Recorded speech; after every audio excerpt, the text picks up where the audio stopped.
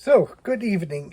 Tonight we have a video with I think three topics. We're going to talk a little bit about Trump, then about the Ukraine and their advances, which looks pretty good, and then the Russian mobilization. And I have no real script written up for this, so I'm just going to talk off the cuff here, so to speak. I posted earlier today a video I came across by pure chances, and the video I posted was my grandfather attending the what is it, the jockey jump thing there with the horses, and he was, I guess, a horse fan. I don't know if he ever sat on a horse. Probably he did because he was old enough, and he served in World War I in the very last year of it, because he was born in 1901. So I thought I'm going to put that in there because that is something which you really. I have 8mm films, but normally, you don't have. Most people don't have it, videos or film material of their ancestors. And of course, I got to know my grandfather for about 10 years. And then he passed away. He was an interesting person, and he was highly eccentric. I'm probably pretty eccentric too. It's the very first person which appears in the white shirt, blowing the water, mystified, misty, what do you call it? Mystified, I don't know. It was either a fan or some water spraying into your face for cooling. And he always liked gadgets, so I thought I'd throw this in so you have seen him. And it was ironic that the German Bundesarchiv, the archives, the federal archives, actually had that real cast from back now from the 1961 September. I think it was September 22nd, if I remember that right, 1961. So I put it up there, novelty kind of item. Get to look at this. That they had to show him, I have no clue why, but anyway. Now let's take a look at this thing with Trump. And since the last time I was on here on my channel, we had seen the Mar-a-Lago raid over there with the classified documents, and I raised the issue of we will probably never know what these documents are, what's in them, and how politically sensitive or secretive they have to be, or what it was. We will find out. But now last week here, the next thing came with the Attorney General in New York filing a lawsuit, a civil suit, and then passing all of that evidence on to the Southern District there of New York, to the federal prosecutors and the IRS for fraud and this, that, and the other thing. At this point, this is really starting to become a political witch hunt, I would say. You can agree with Trump, you cannot agree with Trump. Of course, illegal activity is illegal activity, no matter who commits it, In a democracy, is no one, or a republic, in a democratic republic, no one is above the law, and that shouldn't be the case. Usually, this is one thing why I never ran for office, and I'm glad that we don't have a monarchy anymore, is because, not because of the things which people think would come with it, but it is actually the opposite. Is you don't get that many privileges. You have to do a lot of stuff which is out of the ordinary. You're representing a lot there, and that's the reason why I never ran for political office, because in that minute when you do that, your entire life is being looked at, turned upside down, investigated by journalists, political opponents, and anything you've ever done wrong, said wrong, looked wrong, pooped at the wrong time, or what have you, is going to be held against you one way, form, shape, or the other. And I was involved in politics, but always in the background. I've never run for office. not even as a lobbyist, these things are just too, how should I say this? They're basically dominating your life or the lifestyle you may want, because you're becoming a person of public interest. You know, you have seen this with celebrities of what this can look like. It is one celebrity would rather like to do this, and then you're going to have a whole bunch of people go apeshit, thinking that's okay, it's not okay, and whatever. In the sense, the non-public life as an ordinary citizen is a more convenient thing. You can come and go as you please. You don't have to check in with people.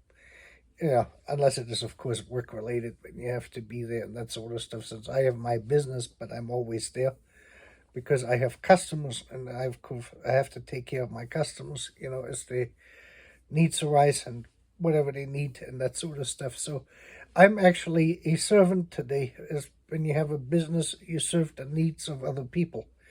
So I'm a servant to other people, and I'm okay with it. That doesn't make any difference. It pays the bills. Let's just put it that way. And so looking at Trump in this, like I say, this is becoming a witch hunt.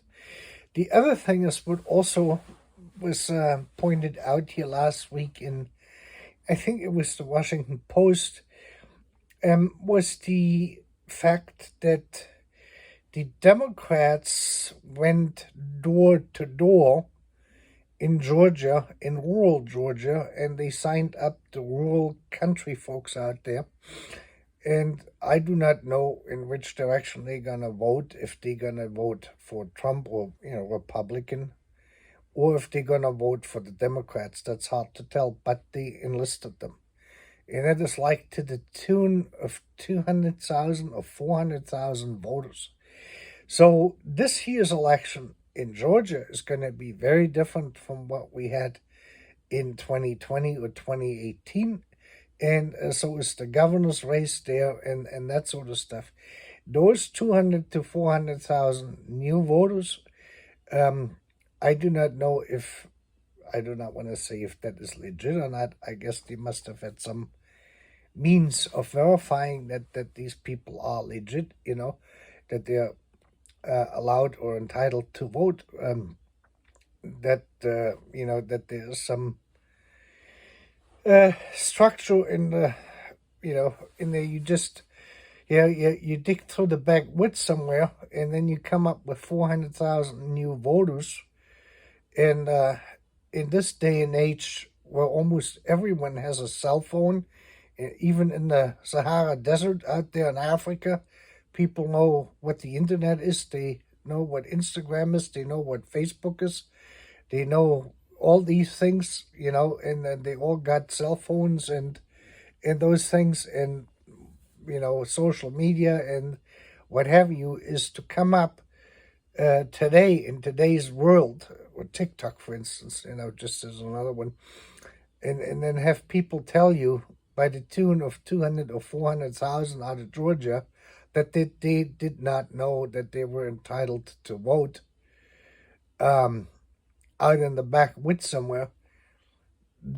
That is a little bit difficult to believe.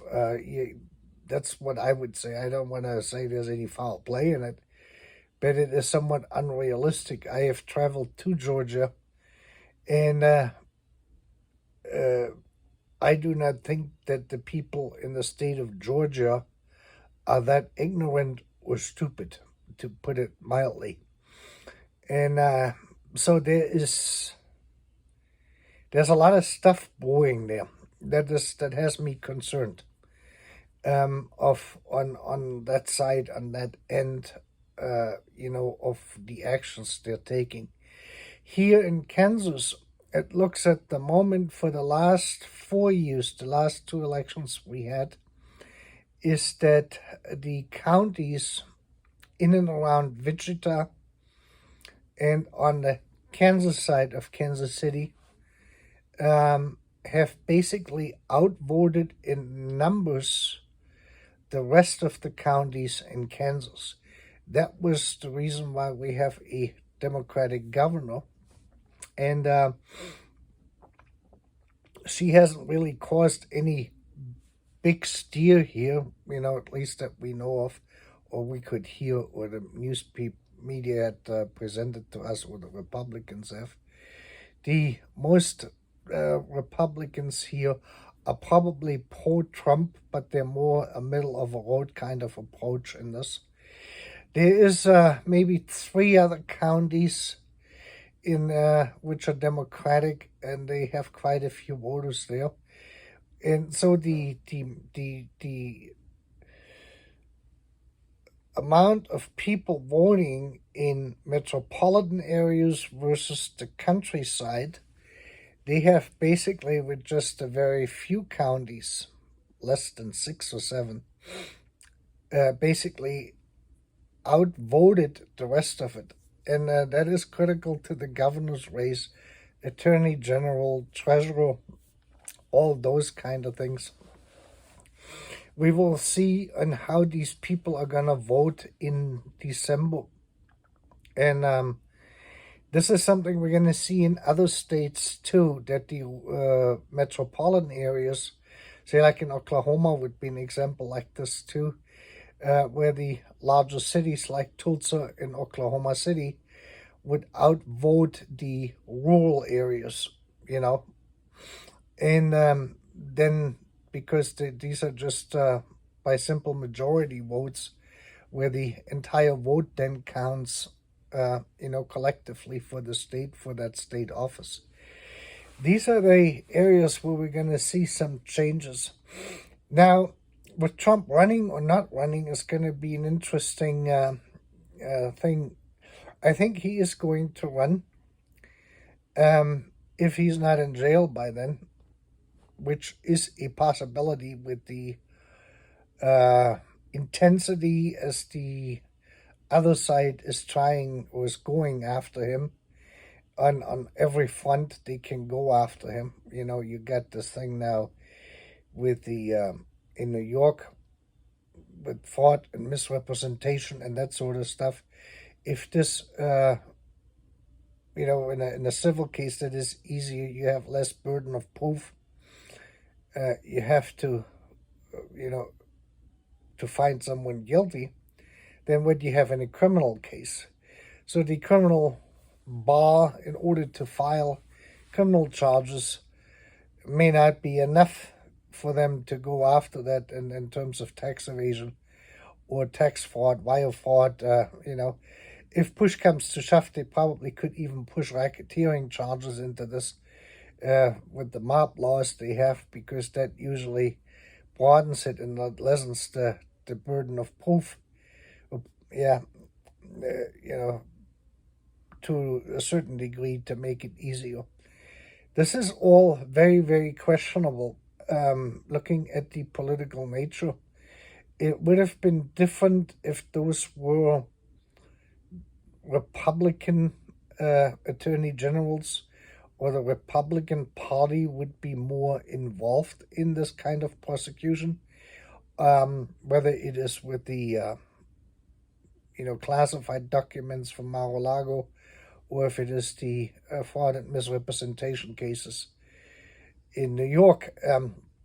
New York has always been a very odd place to do anything, and you live very well there unless you trip off some Democrat in New York City. And then you usually have a personal vendetta against you, and that can get pretty ugly. I mean, I've lived in New York for quite a while, so you're in New York, you're pretty good off when you stay away in New York City, at least when you stay away and out of the politics. Then things get a lot easier. And it is even the same, I think Reno was his name, with the pictures and the sexting and everything else, what he did, where the Democrats then went after him too for being, inappropriate and this, that, and the other thing. It's a vendetta. Once you get that mob going against you, then you're pretty much dead in the water, So we will see how this is going to develop. It will definitely strain the country. And what is going to aid in the strain is going to be the further development over in the Ukraine. Now, let me say that I'm very pleased with seeing the advances and the counterattacks the Ukrainian High Command has launched. The war so far since it started has probably cost the life of 50,000 Russian soldiers, and I would say probably at least 20,000 Ukrainian soldiers. So we have lost a combined 70,000 men in this. These are staggering numbers for the amount of territory, landmass what we're looking at.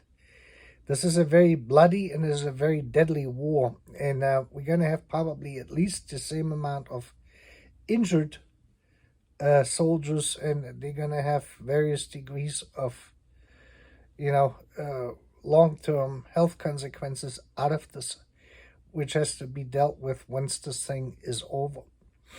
And I think the Ukrainian have shown that they are, from a military point of view, military leadership, are very well capable of doing what they need to do to defend their country.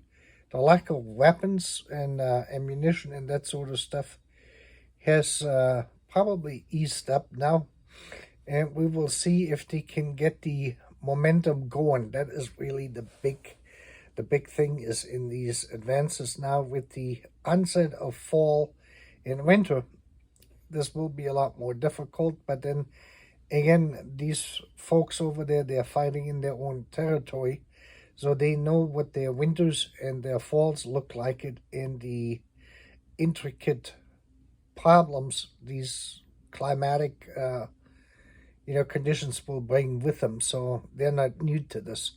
They're not walking into something they haven't experienced before.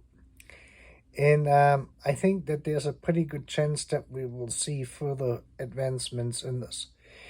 The voting we have now going on for these three regions which we're going to vote today, that is another, measure or a action which shows desperation by the Russian Federation, by the Russian government. And that will bring me now to the next thing, and that is the Russian mobilization. Now, I've looked at this quite a bit, and we were told basically that the Russian High Command or the Russian government has ordered 300,000 ex-military or people who were affiliated with the Russian military, recent Russian military, that they would be drafted first. That is the reservists, basically. And looking at the pictures of the gentlemen, the Ukrainians call them, I forgot, the orcs, I think. That's what they call them. Out of fairness and out of neutrality, I will refer to them as gentlemen the same way I would refer to as a Ukrainian soldier as gentlemen. When you look at these guys, men, gentlemen, from the physical appearances, this is going to be an uphill battle because you probably need at least 3 months of basic training to get 80% of these guys halfway into shape to even walk 2 miles, to just put it mildly. Now, this is not, a special forces troop which is coming in there and they're all fit down to the nail, coming out of the gym run by Arnold Schwarzenegger and, the Terminator and that sort of. This is not what you got there. This is not the kind of material we're looking at. This is for any drill sergeant. This is like your worst nightmare what they got coming in there. And they have lived a civilian life for God knows how long, many years. Most probably haven't held a weapon in God knows how long, and physically they're all pretty much out of shape. They're overweight, bald like I am, and everything else what comes with it, even the younger ones.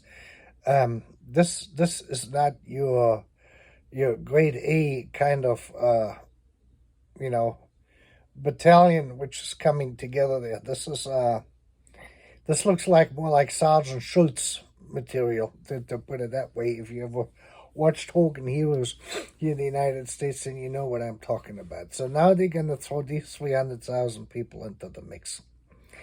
Now, we have to look at this in the political situation. The protests are now there, and they're fighting them, of course.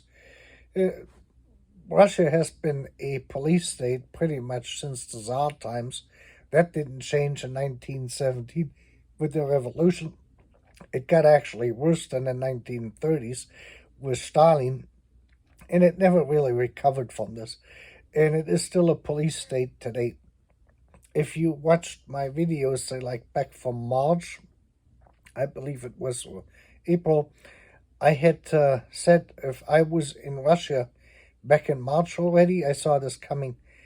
When the first offensive there collapsed and they had all the people there, their soldiers being blown into bits and pieces, literally, that it would come to this kind of drastic measure. And I figured, I personally, if I would have lived in Russia looking at this, I would have left there in March. I would have tried to, for a long time, not just for months or a couple months or something like this, more like in years, if not measured in decades, left the country for good, for a variety of reasons, and that was one of them. Because now what we're going to have is these 300,000 men, if they're transported right to the front lines with the physical shape, mental shape, and overall shape this whole thing is in German we say they're going to turn into Kanonenfutter, cannon fodder, and that's what it's going to be. So they're going to have a dramatic number of fatalities on the battlefield, because these guys, they ain't going to be able to run anywhere. There's nothing going to move fast. They're so out of shape, this whole thing. No matter what the media is going to tell you, you just have to look at the pictures from the recruitment centers when they're doing the transports, when these people are being hauled off in buses to transport airplanes, heading east, basically. And you're looking at this and you know where this is. And the other thing is, what is also interesting is that all of these people they're drafting are primarily from very rural areas. They probably seem to be somewhat lesser educated. It's hard to tell, but I'm taking a guess here.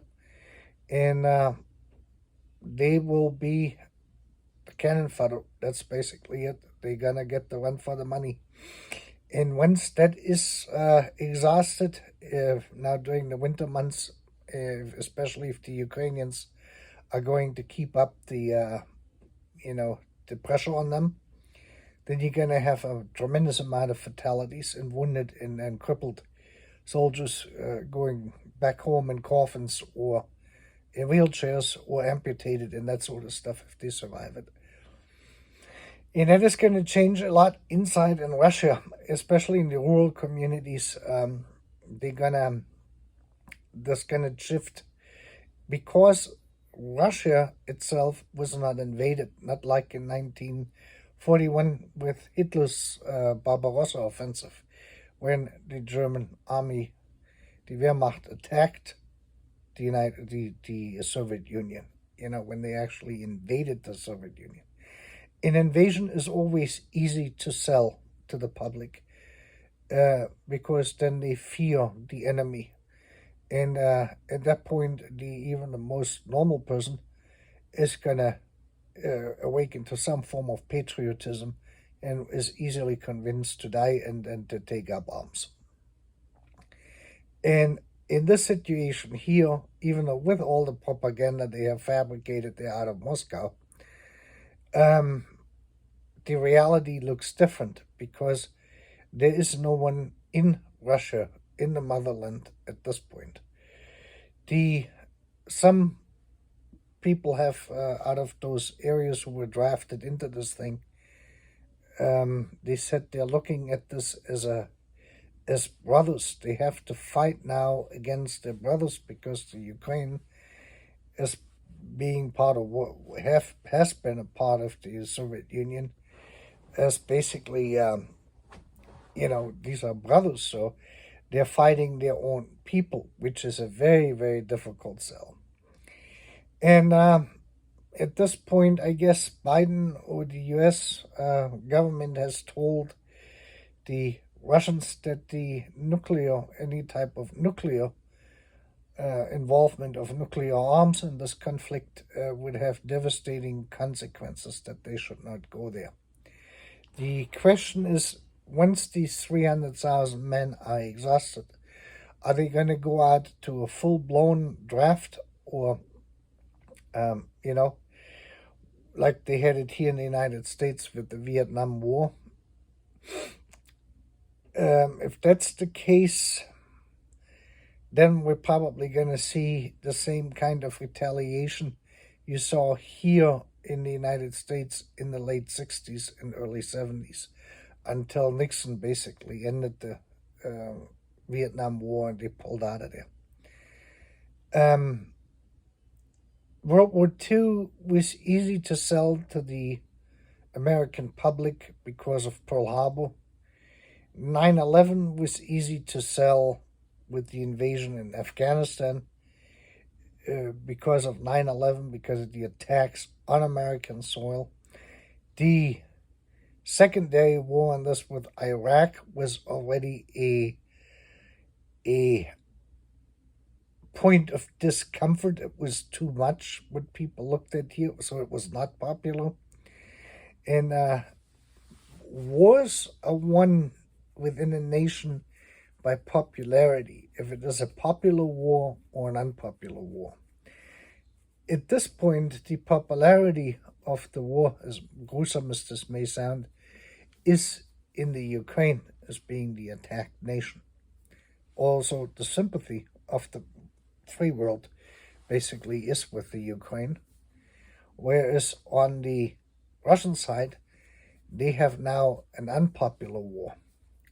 They had an unpopular war when they invaded Afghanistan in the late 70s, and that went on until the 80s, until Gorbachev pulled out of there. And so looking at these facts, that these wars are popular and unpopular, this is not going to be a easy thing for the Russians. And that makes that very dangerous in terms of what the Kremlin may do when we're talking ABC type weapons, if it gets to this point or not. So this is why I say is we have now this area there, which is brewing and festering like a big boil. And then you have here the upcoming election, with every side already being deep. They're battling this out already in the news media, in courtrooms, charging people, This is very, very difficult here in the States because of the political affiliations of those people who are actually filing these suits. If you look at New York with the Attorney General there, and and you look at the backgrounds, the political backgrounds in this is highly explosive. And like I said, this is not an illegal activity, is an illegal activity, but the way it is coming about is about you're basically orchestrating a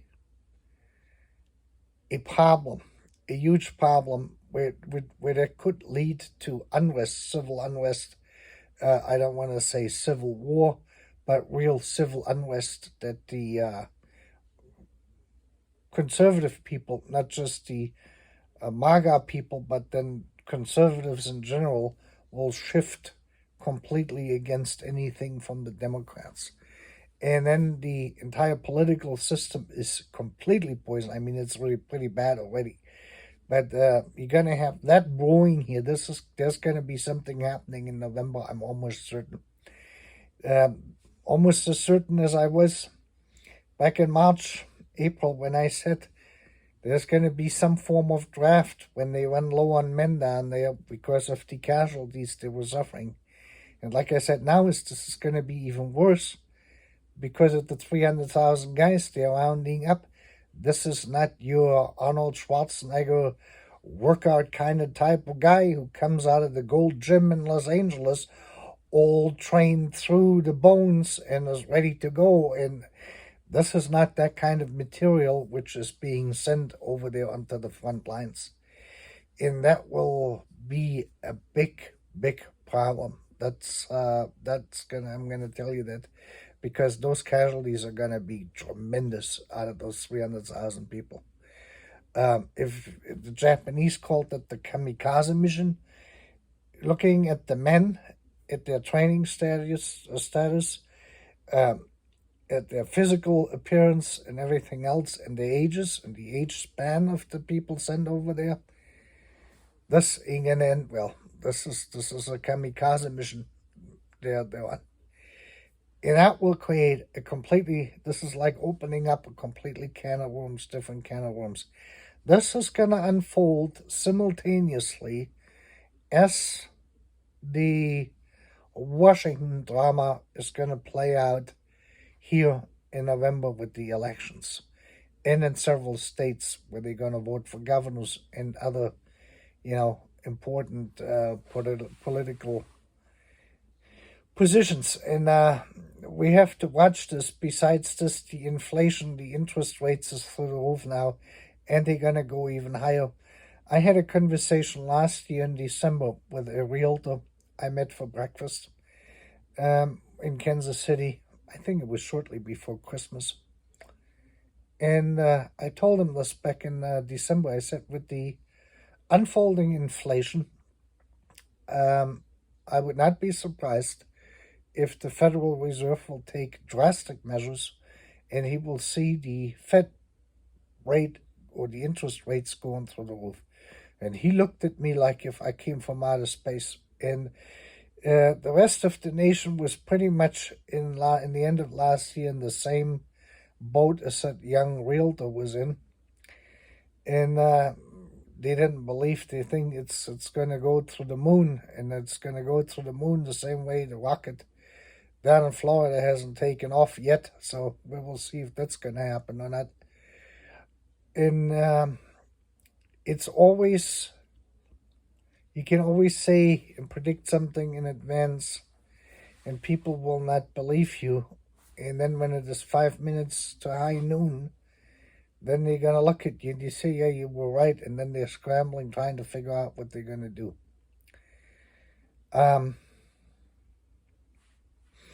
What can I tell you? We will see what's going to happen. Of course, I cannot predict the future, but there is stuff brewing here and over in Europe, in the European Union with this war, in Russia, with the people who are going to die in this war, needlessly, senselessly, the Russian soldiers which are being sacrificed in this. And this is going to reshape our entire world. The One World Order, the Bilderberg Group, even Davos, whatever that guy's name is over there, that Swiss-German fellow, they were actually trying to avoid all of this stuff, what we're seeing now.